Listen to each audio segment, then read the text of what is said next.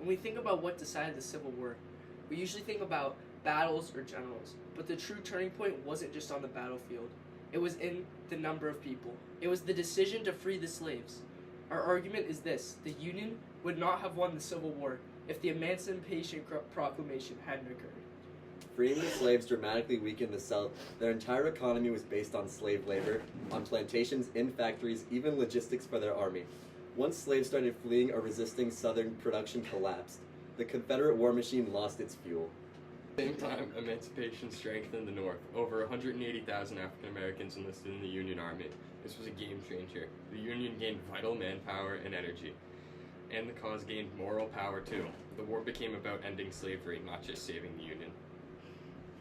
I'd like to add that the addition of the slaves to the army that helped add all the people also made them more motivated and gave them a better way to fight. You know, like as it said, they gained moral power because now all the people are motivated to just take down the Confederate soldiers who had been oppressing them for so long and just causing all these problems to them. And I mean, they literally took away their freedom. Like, they can't do any more than fight.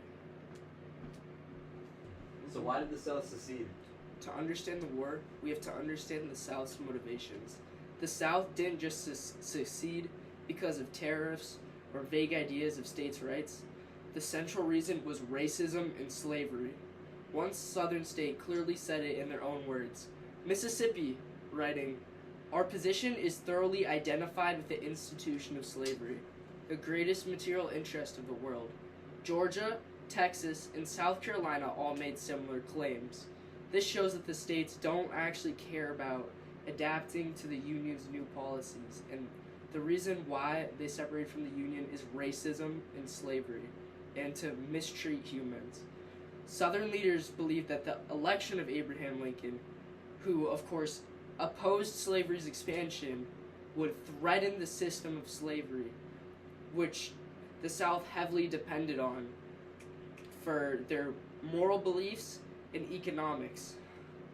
Even though Lincoln wasn't planning to abolish slavery immediately in 1860, the South didn't want to risk them possibly losing control over their institution.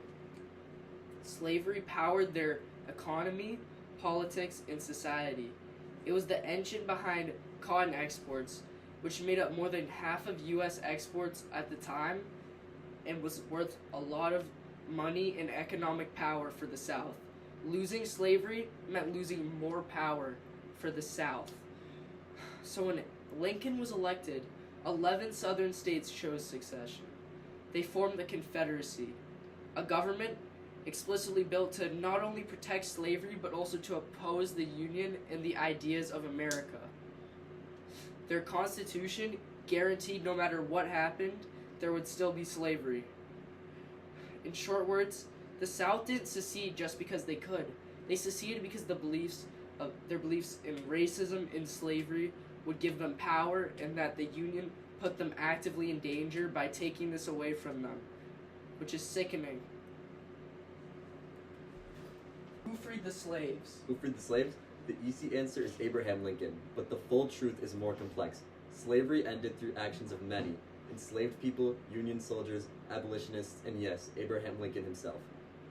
Even before the emancipation, enslaved people took action. They escaped to Union lines, refused to work, slowed production, and resisted.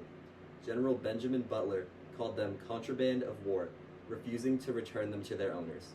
Another thing that greatly impacted the war was slaves being on the northern side. You see, this gave Northerners something to fight for, hearing from the slaves about their terrible, horrible experiences being slaves in the South. And it also gave them more manpower, more firepower to help them really just overpower the South with sheer numbers.